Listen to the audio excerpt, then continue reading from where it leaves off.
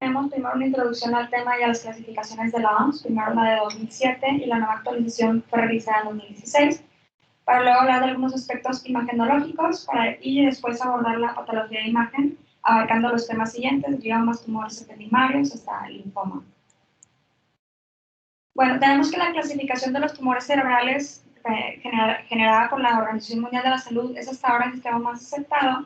Inicialmente, en años previos se realizó esta clasificación basada meramente en criterios histopatológicos. Esto era criterios fenotípicos, meramente cómo se veía de origen celular, el grado de diferenciación, para luego, en el año 2016, generar un conjunto o un diagnóstico integrado entre las características histológicas o fenotípicas y las características moleculares, ya hablando de algo genotípico. Esto llevó a que llegáramos a un diagnóstico más objetivo y reproducible. Incluso las características moleculares se llegaron a posicionar un poco más arriba que las histológicas, porque en ciertas instancias una correlaciona una con la otra.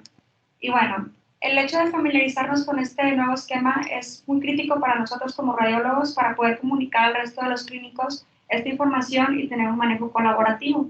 Esto es desde un punto de vista pronóstico, dado que los patrones moleculares que enseguida les voy a comentar, algunos de ellos nos indican que el paciente va a tener una buena evolución o una negativa. Y aparte nos lleva a que los mismos marcadores nos pueden ayudar a guiar una terapéutica ya sea convencional o totalmente dirigida a la mutación en cuestión.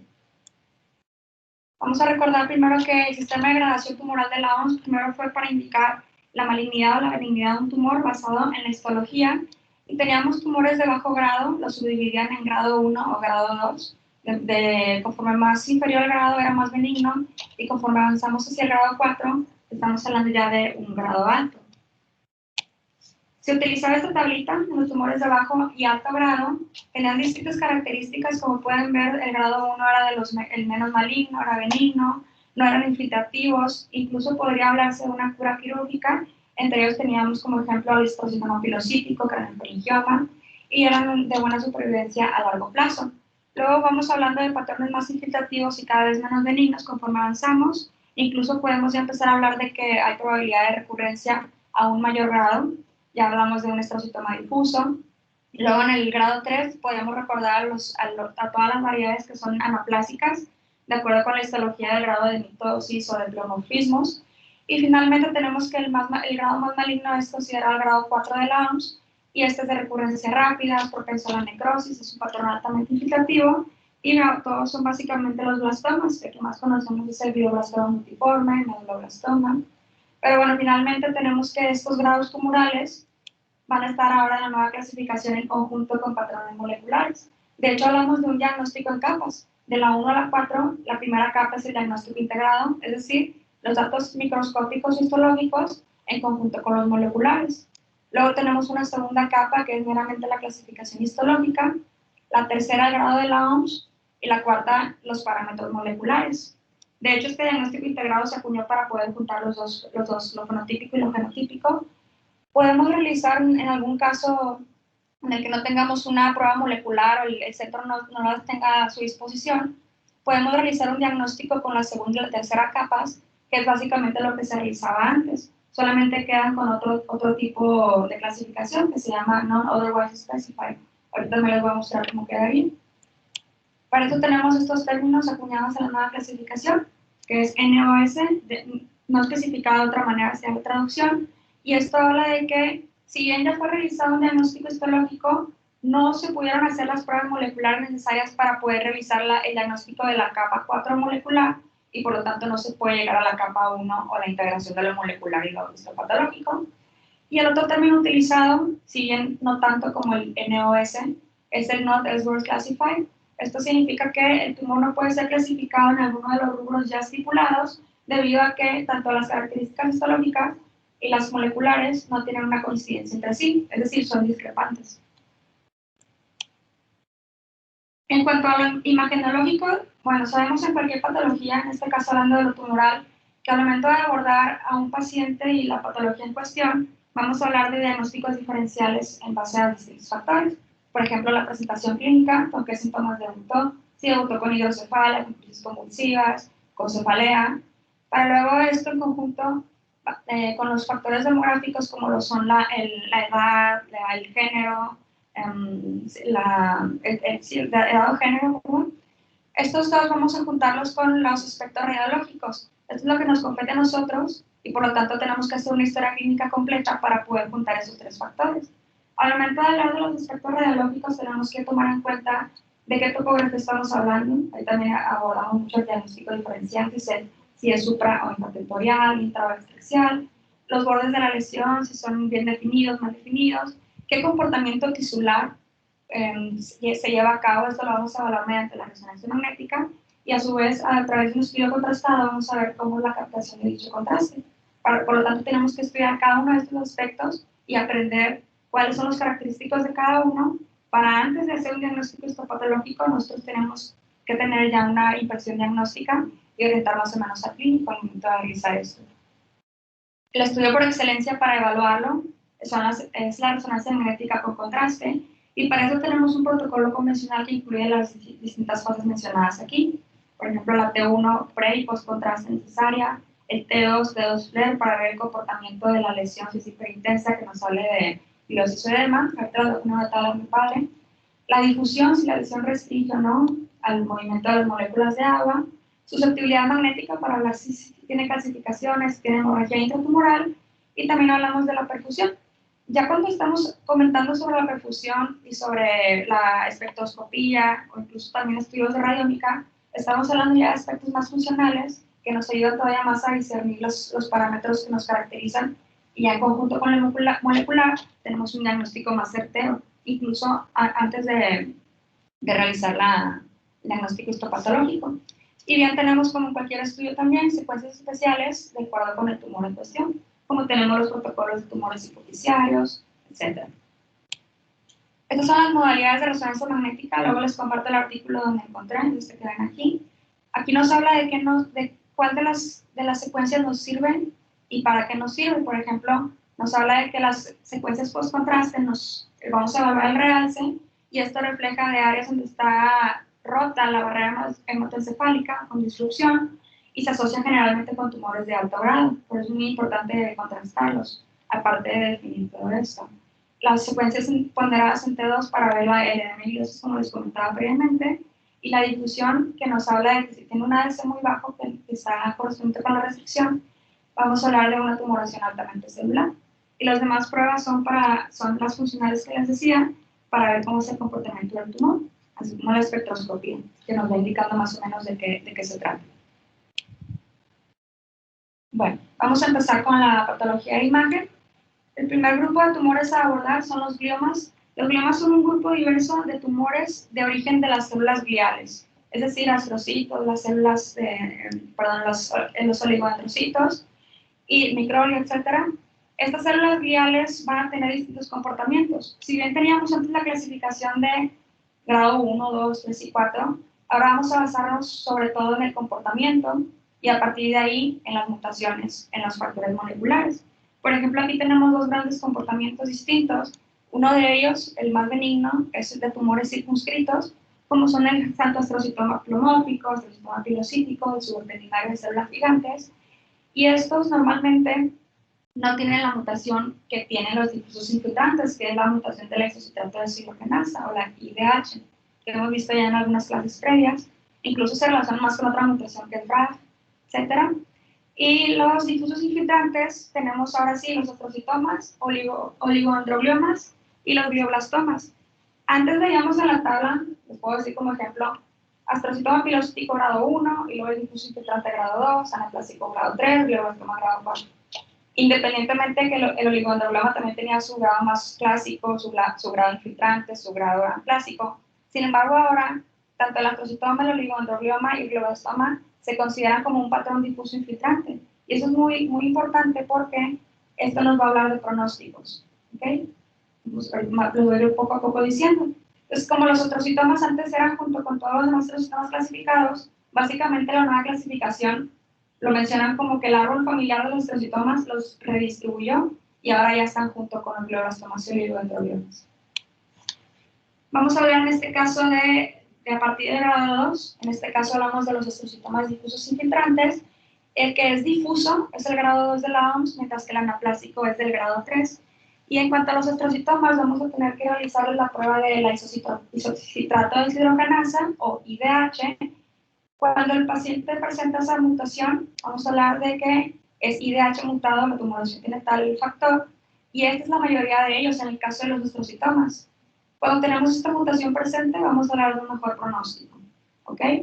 Cuando tenemos que no presenta la mutación IDH, podemos hablar que es IDH no mutado, o bien wild type o salvaje.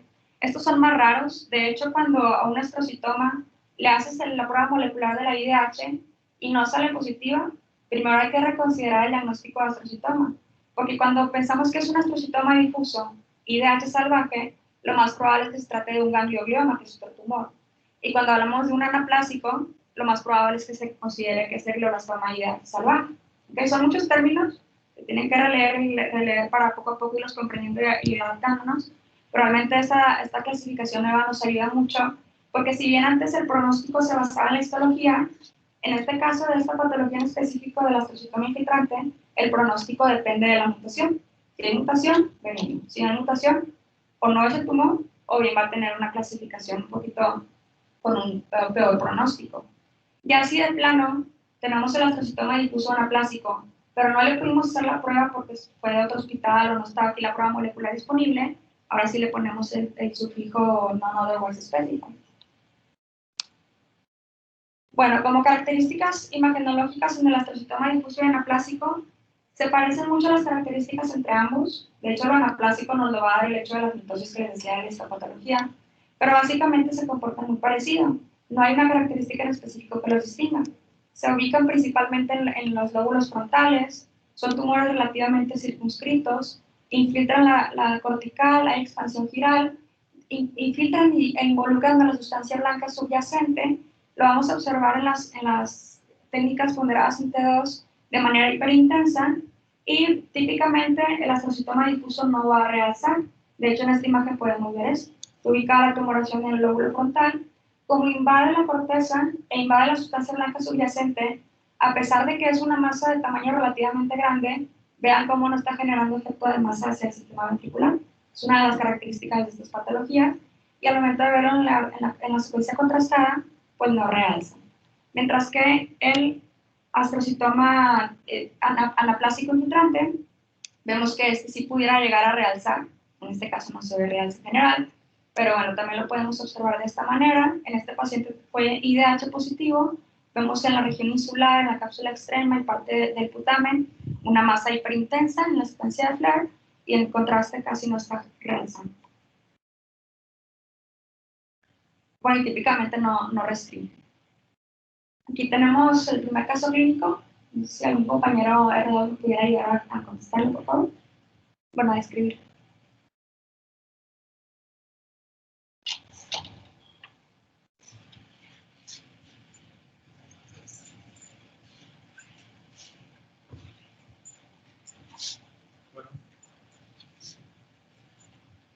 Bueno, tenemos tres imágenes de resonancia magnética. La del lado izquierdo es un FLAIR, un T1 y un T1 contrastado, en donde, bueno, llama la atención una lesión heterogénea abarcando el lóbulo temporal y la ínsula del lado derecho. Es una lesión intraaxial que presenta edema vasogénico y tiene un centro hipointenso que se mantiene en todas las secuencias. Esta lesión, pues, es heterogénea, muy intenso, y a la disminución de contraste vemos que tiene un contraste en la periferia de la lesión, por una cápsula, y este realce o esta cápsula está heterogénea, tenemos una cápsula bien definida. Pensando pues, en lesiones primarias o tumores del sistema nervioso central, por esas características que tiene el realce heterogéneo, una cápsula irregular y el centro hipointenso. ¿De qué te habla el centro hipointenso? El centro hipointenso nos habla de que pudiera tratar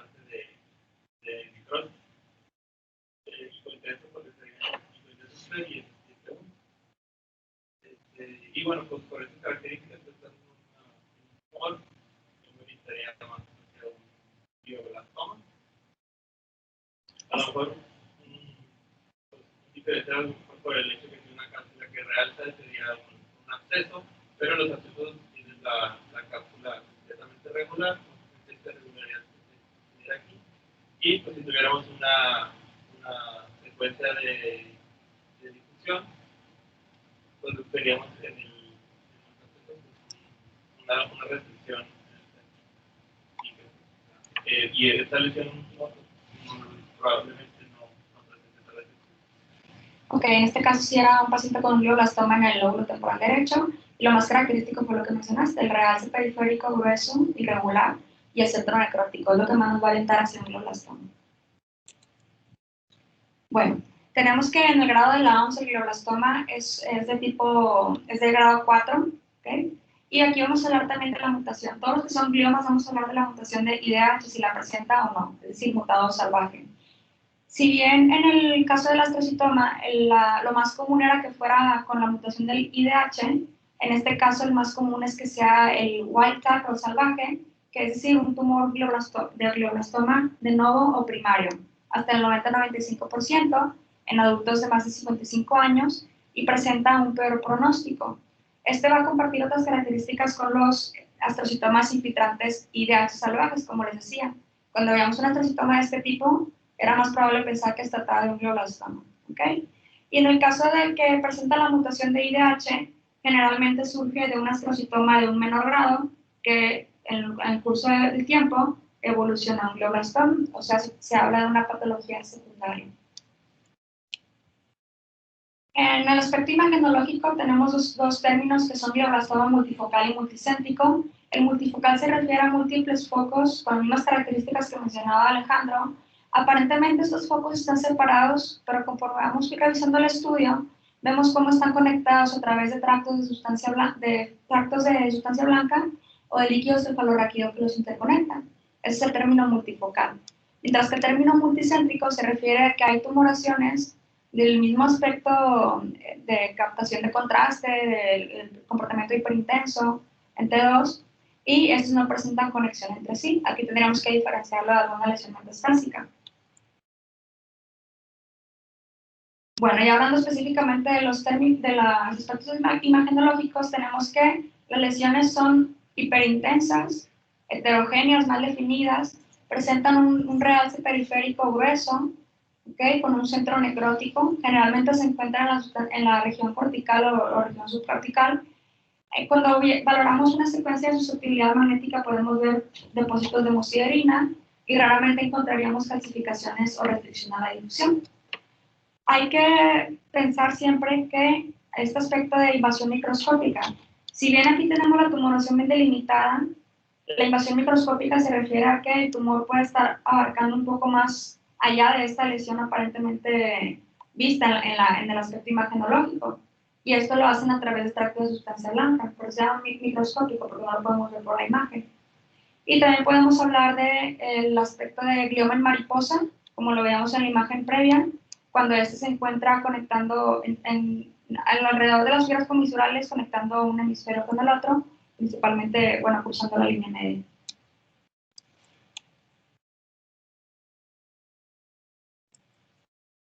Y el más común era el previo, el IDH salvaje, y luego tenemos el mutante. Generalmente se encuentra en los lóbulos frontales, que a diferencia del previo que realza en la periferia y tiene un centro necrótico bien definido, en este caso vamos a ver que el tumor realza, pero tiene puntos no realzantes en su interior, y también podemos encontrar que en raro caso veríamos una hemorragia intratumoral.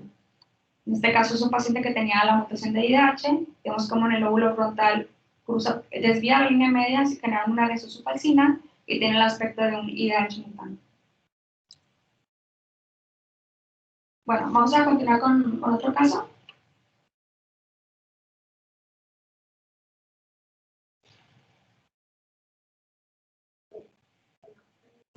Dos imágenes. Una tomografía simple, plana, glacial. De la derecha estamos viendo un tumor, igual glacial.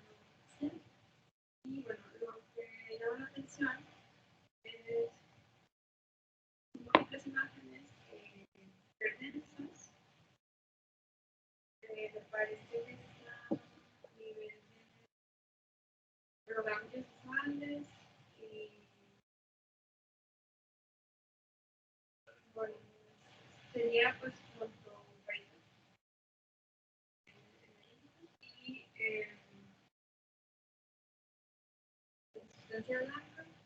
Y bueno, me llama la atención, no veo como una lesión bien definida, pero pues corresponde a clasificaciones. Y ya comparándolo con el sueño, vemos que están hipotensas, no veo que desplace de la línea media, o que tenga de masa, no, bueno, pues otros más síntomas, pero... Sí tenemos. Jessy, la pregunta que haces a lo siguiente, fíjate cómo está en el círculo del lado derecho. Bueno, sí, no se tiene y como a lo mejor es discreto, pero linealmente es un poquito desplazado para la derecha. Es verdad, sí, está discretamente. Después poner... Sí, también.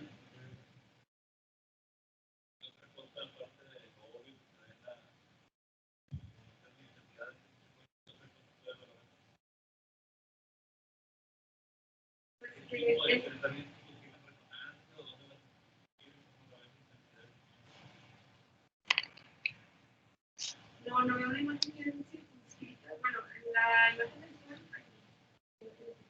en la imagen del Swan sí se ve una lesión ya un poco más circunscrita. Bueno, ahorita veremos las próximas imágenes, pero por lo menos el TAC solo me llama la atención de las calificaciones, y aquí sí se ve una imagen ya un poquito más circunscrita. Está perdida la definición de la sustancia gris y la sustancia blanca a ese nivel. El resto está conservado y, bueno, obviamente pues en ese sitio también hay disminución del espacio subaracnoideo. Específicamente. Y,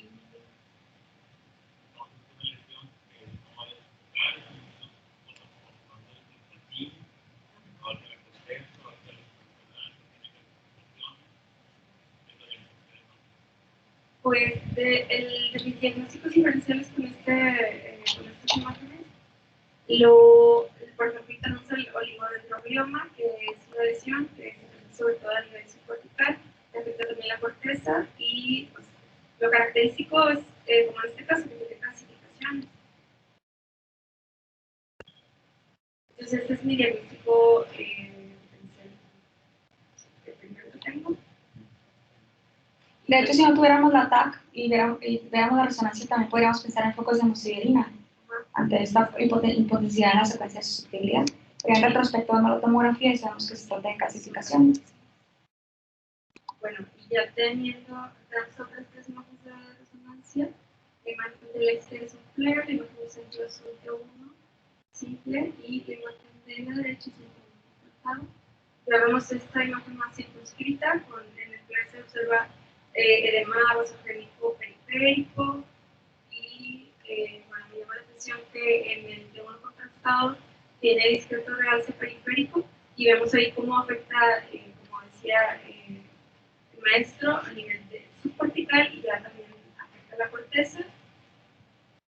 Vemos que tiene, bueno, aquí ya en el flare se ve más evidente, bueno, me parece más evidente el crecimiento de la línea media hacia la derecha y que compone también en la estrategia del ombligo lateral.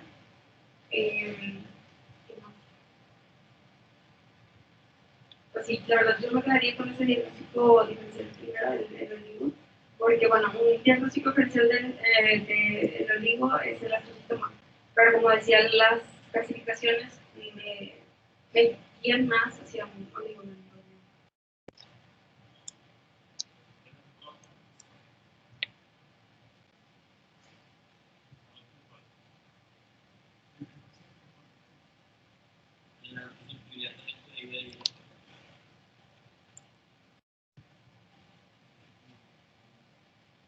Sí, se llama lo más tenía el artefacto de ferromagnético.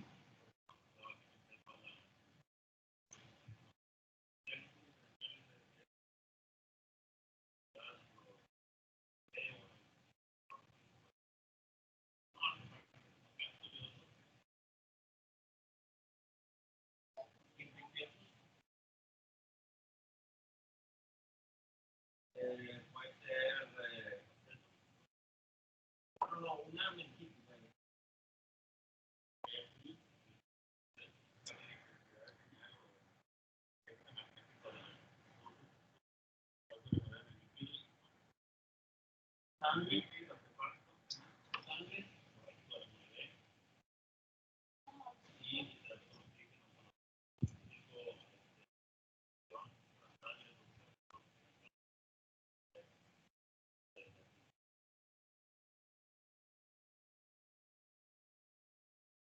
Bueno, en cuanto al oligoendroglioma, tenemos que el grado 2 es el oligoendroglioma como tal, y el tercero sería el anaplásico. Estos comparten también con los otrocitomas la mutación de tipo IDH, pero le vamos a agregar ahora otro aspecto molecular que es la codeleción 1P19Q.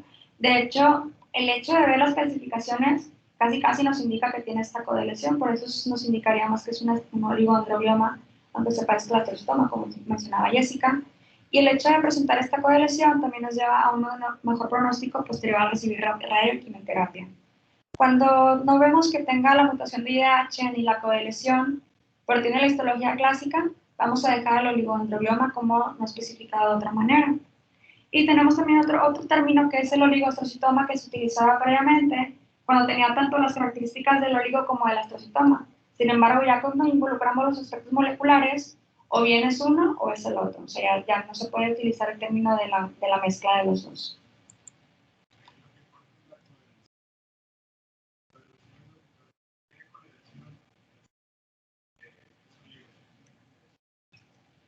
Sí, así es. Comentaba el compañero Jaciel que si tiene la codeleción es oligo y si no la tiene no lo es. Es casi determinante. Enseguida les voy a poner un diagrama donde nos van a ir indicando cuál patología es la más indicada de acuerdo con las mutaciones.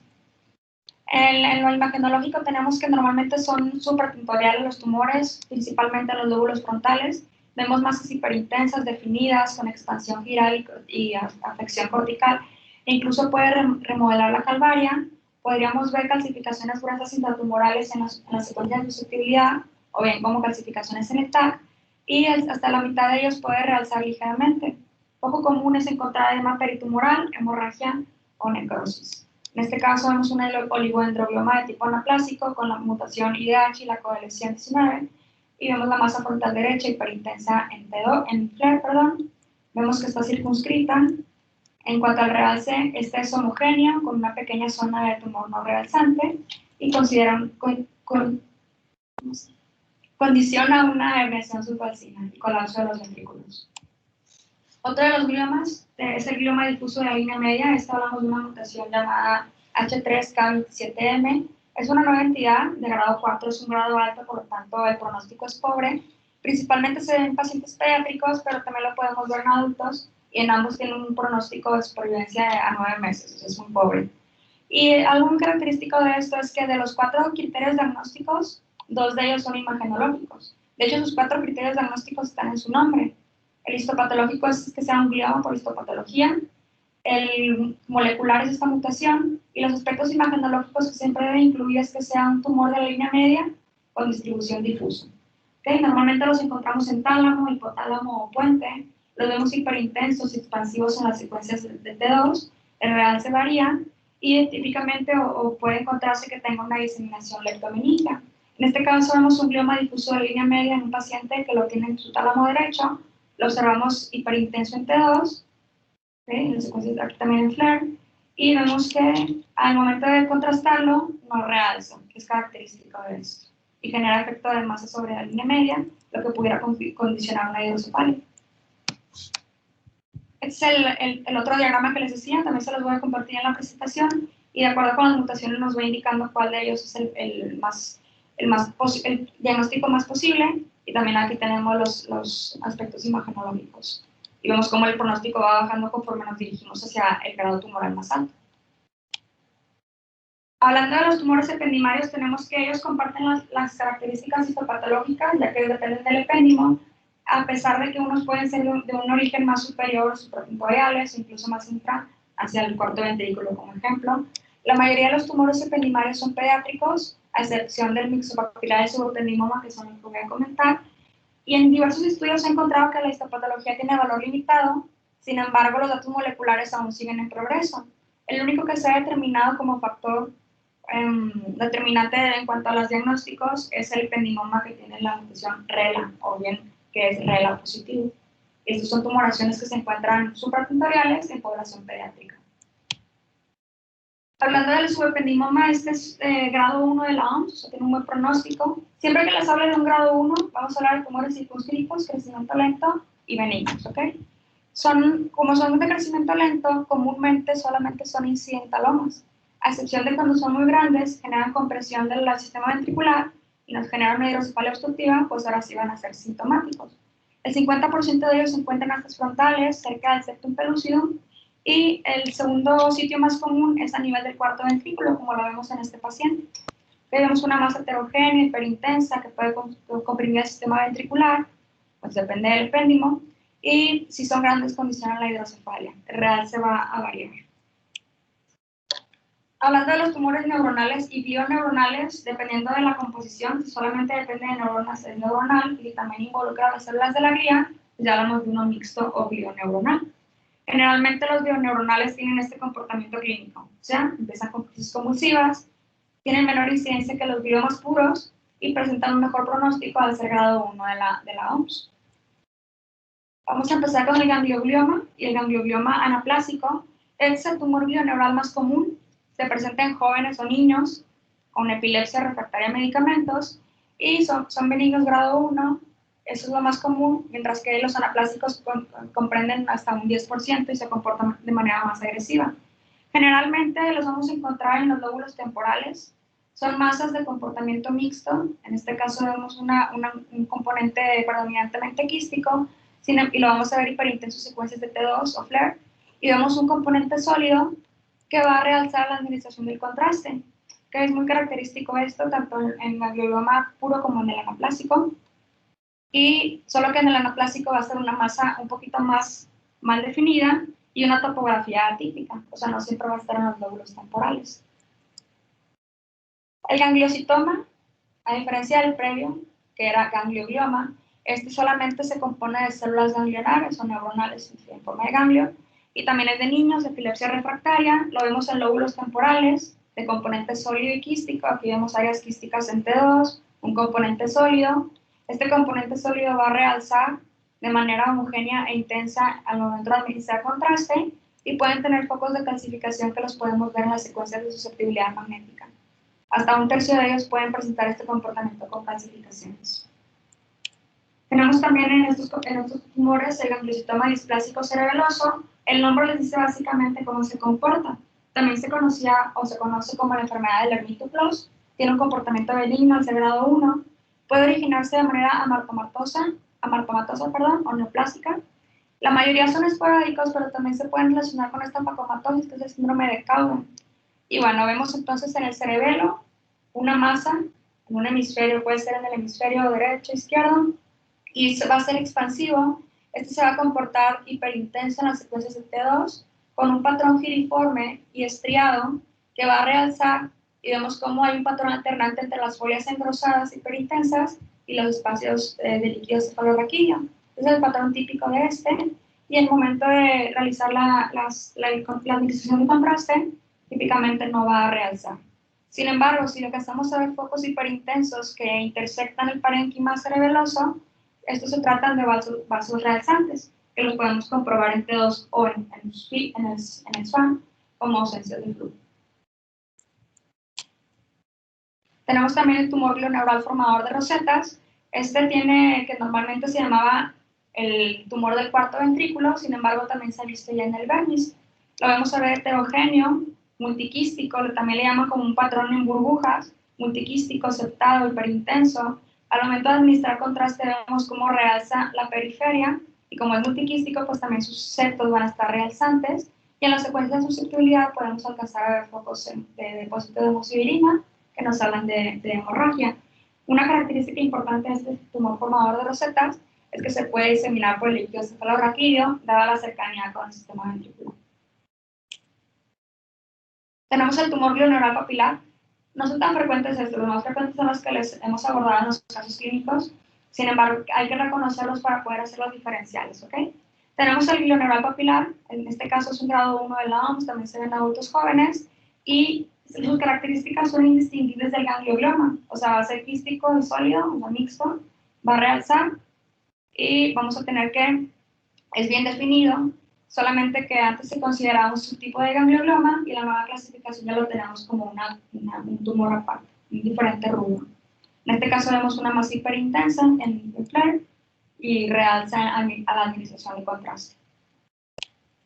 Tenemos también el neurocitoma central, este ya es un grado 2 de la OMS, es un poquito más infiltrante. Esta es la neoplasia intraventricular más común en la edad mediana, puramente neurocítico, no tiene ningún componente de la glía y este no tiene ninguna mutación de la isocitrato de deshidrogenasa. De hecho, antes se consideraba como un subtipo del oligodendroglioma, pero como no tiene ni IDH ni la codeleción y no tiene componentes gliales, pues ahora solo se comporta como un tumor puramente neurocítico. Vamos a ver una masa hiperintensa bien definida. Característicamente se encuentra en el sistema ventricular lateral, muy cerca del agujero del Monro. Al ubicarse ahí nos puede generar una hidrocefalia, que sería la manera de debutar. Podemos ver calcificaciones, quitis intratumorales y la ausencia de señal cuando hay flujo vascular. En este caso vemos una masa en el ventrículo lateral derecho, cómo desplaza el septum pellucidum hacia la izquierda, se ve hiperintensa en esta secuencia. Condición de hidrocefalia obstructiva, realza un poco al momento de administrar contraste, y bueno, también lo pudiéramos ubicar al momento de revisarle a un paciente un TAC por hidrocefalia, pues vamos a encontrar igualmente la tumoración en esta topografía, pero hiperdenso.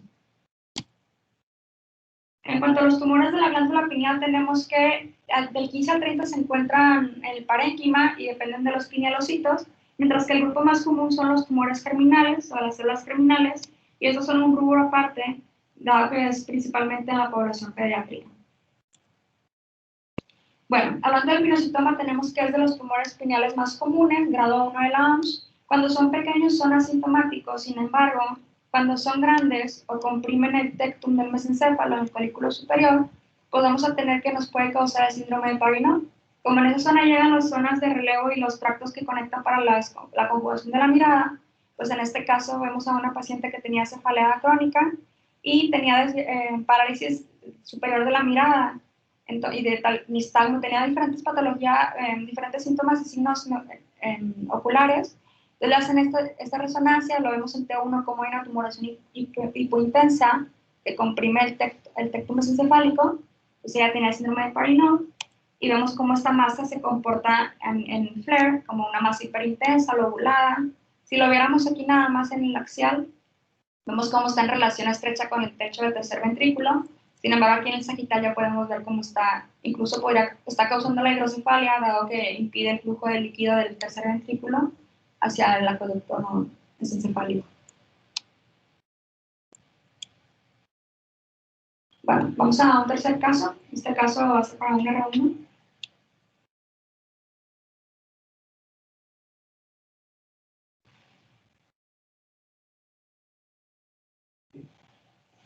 Buenas tardes. Bueno, estamos ante una tomografía.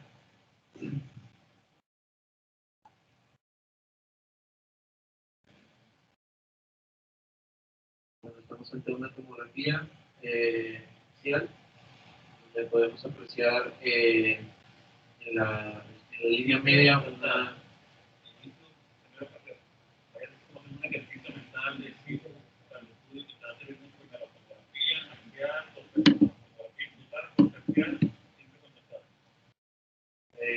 pues me parece que está contrastada.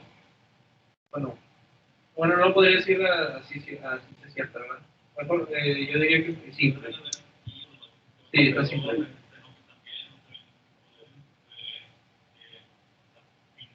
Sí. Okay. Y a nivel de la línea media, podemos observar, primero podemos observar esta imagen hiperdensa, pues, de bordes parcialmente definidos. No veo calcificaciones en el interior, no me parece tampoco que esté como que desplazando las adyacentes. ¿Lo ves en línea media y es supra o infratemporal o más o menos en qué topografía? Me parece que es supratentorial. ¿En qué lóbulos? Me parece que... Bueno, ¿a nivel de qué lóbulos? Parece que podría estar a nivel de lóbulos temporales.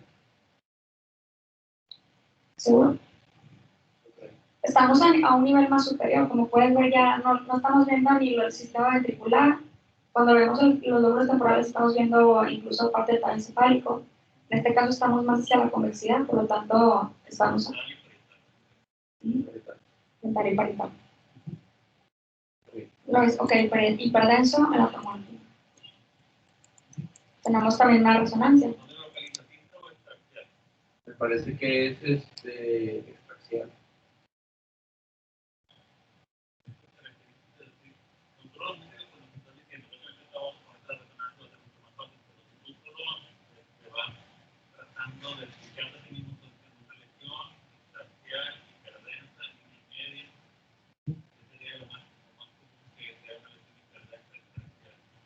Pues lo primero que podría pensar es un idioma. Bueno, en la etapa adulta.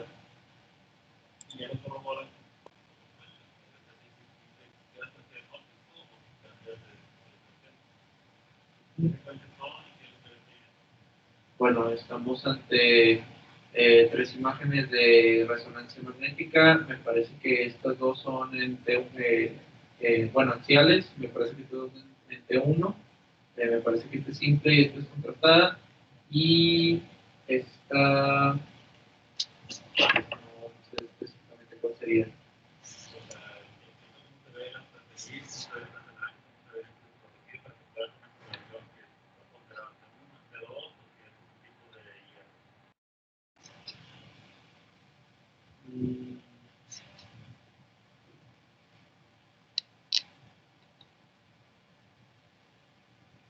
Bueno, me parece que... no sé. ¿De qué intensidad es el líquido cefalorraquídeo? Lo intenso. Ok, la sustancia gris y la sustancia blanca la vemos tipo intenso. Entonces, Pues diría que también estamos en fíjate cómo en el T1 vemos la sustancia gris un poco hipo en relación a la blanca. Hiper, la sustancia blanca.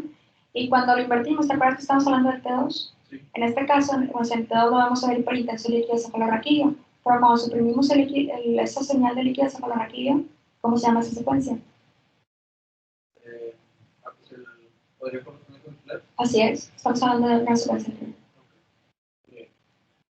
Y bueno, comparando las tres, podemos ver que, bueno, en la de T1, pues se ve una imagen igual como ya lo habíamos descrito anteriormente, en la línea media. Me parece que es extraxial, pues bien definida. Los bordes aquí ya se ven un poquito más definidos. Y a la administración del medio de contraste, pues podemos ver cómo pues, realza en su totalidad la lesión. Me parece que se prolonga un poquito hacia acá la lesión, más no estoy enteramente seguro. No se prolonga, pero tiene un realce de una base ancha. Ajá. ¿La base dónde está? ¿Qué estructura anatómica?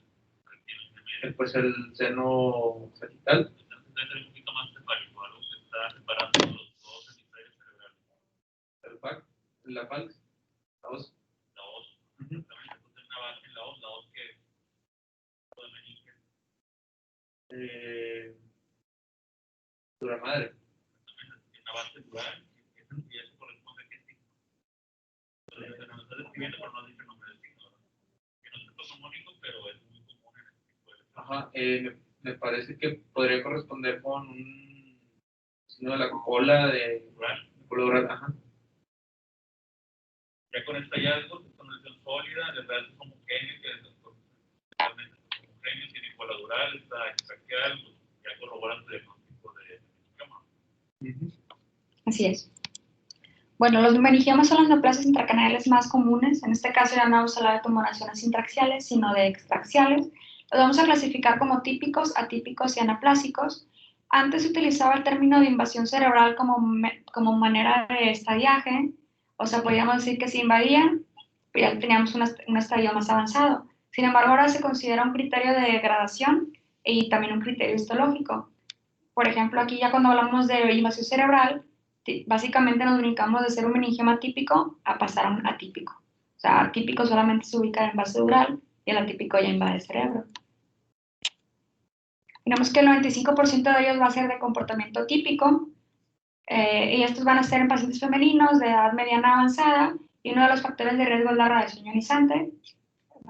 Bueno, tenemos que la mayoría son asintomáticos, incidentales e indolentes, por lo tanto, las topografías más comunes son a nivel de la convexidad, como en este caso que lo vemos en la convexidad parietal derecha, también en la región parasagital y en la cresta esfenoidal, pero básicamente puede ser en cualquier sitio.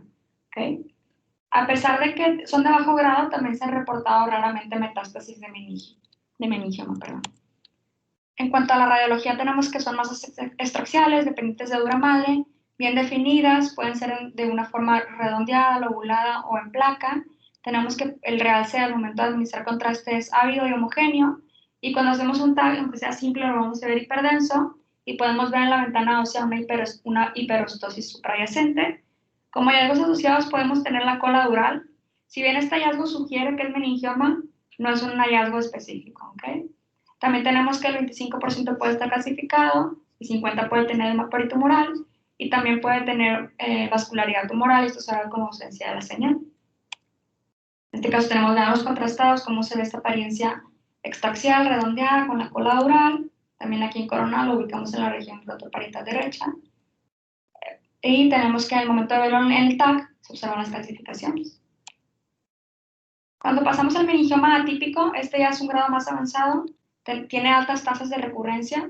La manera de diferenciarlo del meningioma típico, si bien se parece mucho, hay varios aspectos que podemos decir, este ya es un meningioma atípico. Uno de ellos es la invasión cerebral, el parénquima subyacente, o bien incluso tenemos como un tip, que si el paciente le vemos una craniotomía o cranectomía, es porque ya lo operaron y todavía tiene tumoración, o sea, recurrió. Ya ni el chiste es un típico, ya está en un grado más avanzado. Y esta invasión que tiene desde un componente central, cómo se extiende periféricamente, se le conoce como el MOS dominant, como si fuera un patrón en hongo. También puede invadir y destruir la calvaria. Si bien ningún signo los distingue, si tiene invasión cerebral es atípico. Si no tiene invasión cerebral y estamos entre uno y otro, como los típicos son más comunes, pues vamos a pensar primero que se trata de un meningioma típico. Aquí lo vemos en las secuencias contrastadas, tenemos el realce heterogéneo periférico. Y bueno, aquí tenemos un caso clínico. Y nos queda un poquito de tiempo, ¿le seguimos dando los? Okay.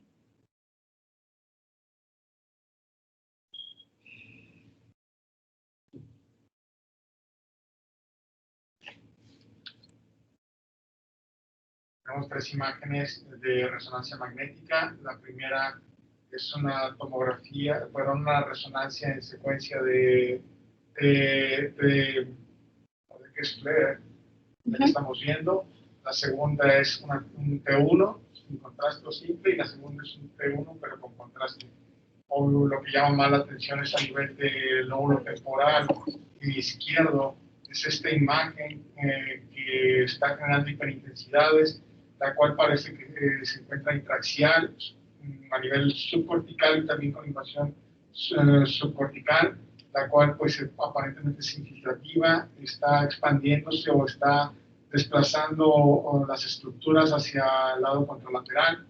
En la imagen en T1, pues lo que alcanzamos a ver es que parece que pues, es heterogénea principalmente. También la otra es heterogénea, pero tiene este componente que parece como si fuera edema vasogénico adyacente, y lo que alcanzamos a ver pues, es esta imagen que está que es heterogénea, que está desplazando igual, y lo que vemos en el contraste es que está realzando de forma ávida, y pues es principalmente con invasión incluso probablemente hacia las estructuras que se encuentran en el etmoides, probablemente en el seno etmoidal, seno esfenoidal, y pues está localizada principalmente en lo que es el lóbulo temporal izquierdo, probablemente también a nivel de hipocampus, y pues por sus características, por su expansión tan amplia y por el ávido realce de contraste, realce ante la administración de contraste,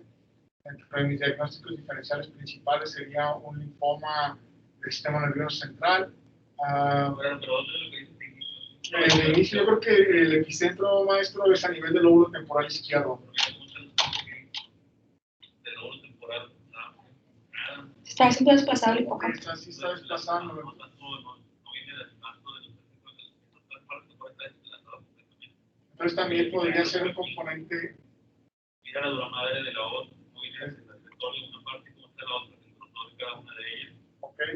Entonces, pues también podría proceder también de la dura madre, bueno, de lo que son meninges, podría ser uno de los diagnósticos diferenciales, y como vimos hace rato, podría tener un componente meningio, y los meningiomas pues también podrían tener un realce ávido ante la administración de medio contraste.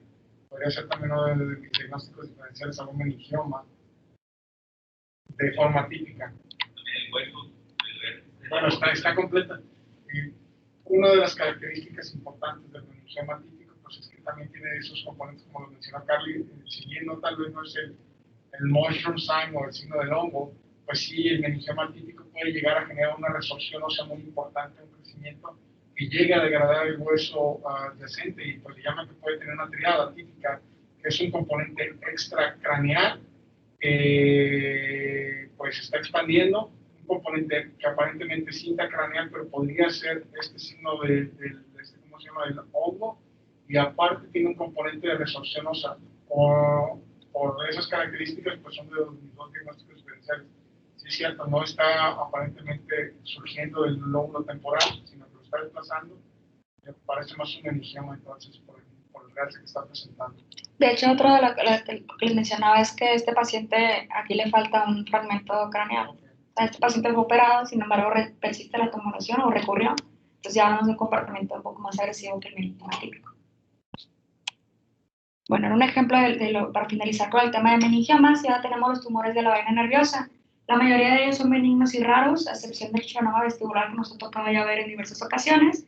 Y en esta clasificación se incluyen ahora el schwannoma melanótico, y los tumores malignos de la vaina periférica, que en esta clasificación de 2016 los subdividen en epiteloide y diferenciación neural, así como tumores híbridos que comportan de diferentes maneras.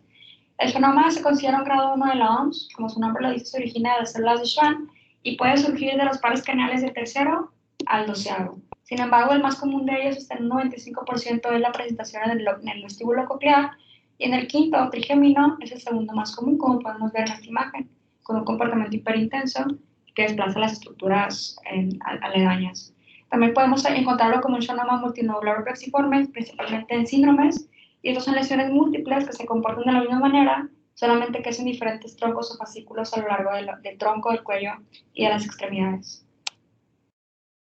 El comportamiento radiológico es que van a ser lesiones extraxiales cerca o en un par craneal, los vamos a ver hiperintensos con un realce ávido y homogéneo, y lo podemos encontrar pequeños o intracanaliculares, como lo podemos ver en estas dos imágenes.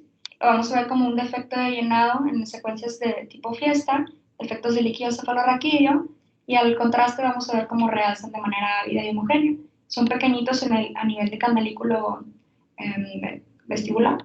Y tenemos que, cuando son grandes, encontramos el signo típico del cono de nieve. Estos van a proyectarse por fuera del meato auditivo.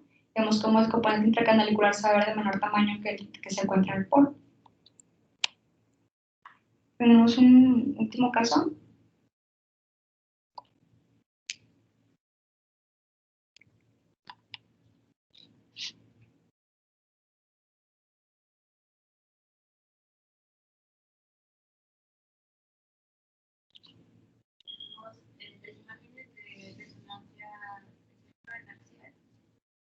La primera la disfunción y el estimulante. Bueno, estamos viendo una lesión supratentorial, a ver, se extiende de la línea media bilateralmente. Estamos a nivel de transversales. Tenemos más o menos en qué porción anatómica nos encontramos. Si nos ubicamos aquí anteriormente en la rodilla y el cuerpo calloso, En el esplenio. ajá, Y pues está como con su, o sea, extendiéndose periféricamente. Parece, pero bueno, es una lesión que es isodensa, digo, isodensa al parénquima, se acompaña de edema vasoclínico, que está, pues, comprimiendo los recesos posteriores de los vehículos ventrales. Es heterogénea aquí en FLER, tiene áreas un poco más hiperintensas, hiperintensas tipo, y restringe en la difusión. Aquí la vemos hiperintensa y pues sí tiene áreas que sí están restringiendo francamente. de hecho la cuantificación, el ADC era marcadamente hipointenso, que es un algo que caracteriza esta tumoración. Vamos a ver las siguientes secuencias. Pues el T1 simple y el T1 contrastado. Vemos en el T1 sí es igual, pues intensa en la sustancia gris y vemos que tiene un importante ávido real que es homogéneo y ya a la administración no veo que esté funcionando al menos aparte de la compresión de los músculos ventrales, pues no veo herniación o algún por la localización, porque sigue, por lo que mencionaste, niveles a veces muy bajos. Principal diagnóstico pues, puede correlacionar con linfoma.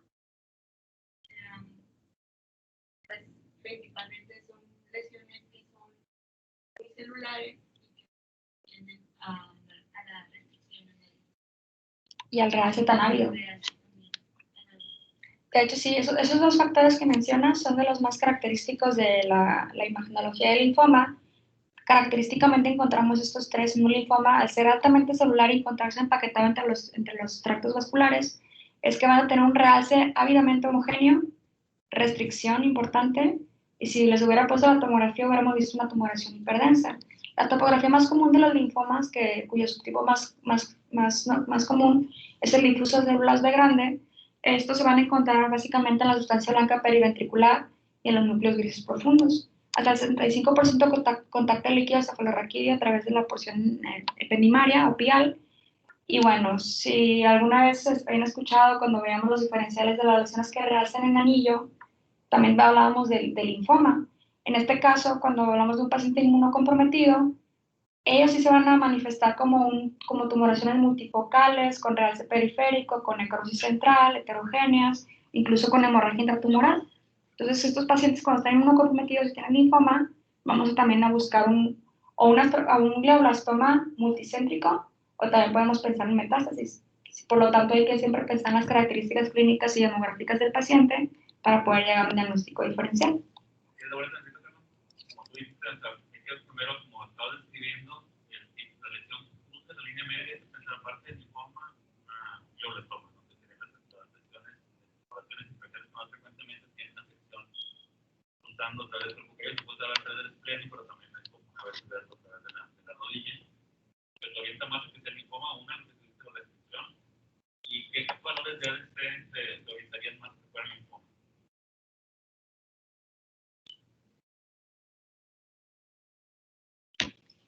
¿Y qué otra frecuencia por resonancia magnética te ayudaría a diferenciarlo entre el linfoma y un glioblastoma? Es uno de los claves que paradójicamente tiene el valor contrario del linfoma en frecuencia, para que se pudiera ayudar a diferenciarlo cuando no está muy claro.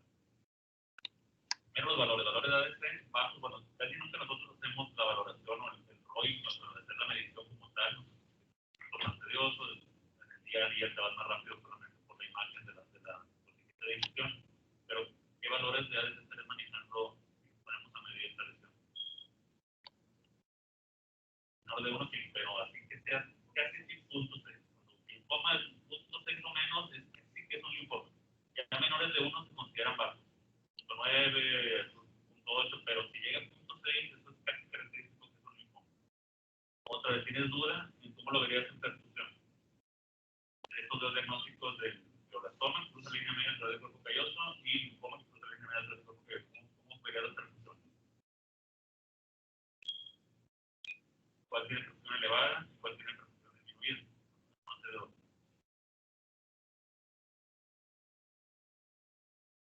Todo lo que vimos ahorita del glioblastoma, que tiene neovascularización, los linfomas de vasos, ¿cuál esperaría que tenga la perfusión elevada y cuál esperaría que tenga la perfusión disminuida? Pues si el linfoma restringe, entonces tendría una perfusión disminuida. Y en el caso del glioblastoma altamente vascular, tendría una perfusión aumentada.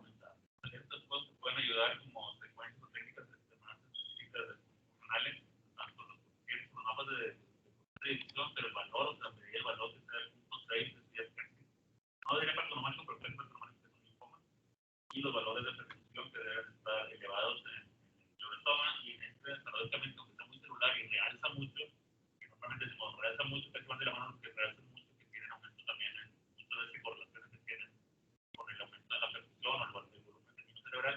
En este caso, paradójicamente está disminuido la perfusión. Gracias.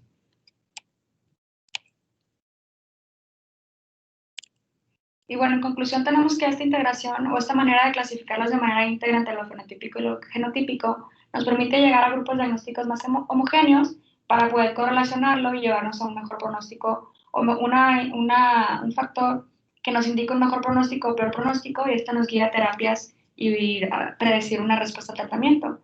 Nosotros como radiólogos es importante reconocer esta clasificación, ya que la imagenología es un pilar en el diagnóstico y en el manejo de estos tumores. Por lo tanto, es importante saber cómo están ordenados de esta manera e irnos actualizando poco a poco sobre estas nuevas clasificaciones. Esta fue la bibliografía utilizada. No sé si tengan algún otro comentario o preguntas.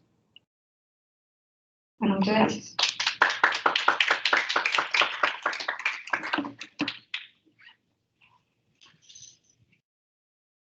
¿Qué pasa?